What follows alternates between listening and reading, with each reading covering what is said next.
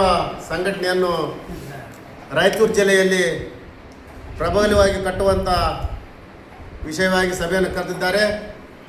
ಈ ಸಭೆ ಪ್ರಾರಂಭಕ್ಕೂ ಮುನ್ನ ಸತೀಶ್ ಕುಲಕರ್ಣಿ ಅವರು 30 ವರ್ಷದಿಂದ ಕಟ್ಟುತ್ತೇವೆ ನಾವು ಕಟ್ಟುತ್ತೇವೆ ಅಂತ ಒಂದು ಕ್ರಾಂತಿಗೀತೆ ಬರೆದರ. ಪಲ್ಲವಿ ಒಂದು ಸ್ವಲ್ಪ ಚೇಂಜ್ ಮಾಡಿ ಆ ಹಾಡನ್ನು ಕೂಡ ನಾನು ಹಾಡಕ್ಕೆ ಬಯಸ್ತೇನೆ.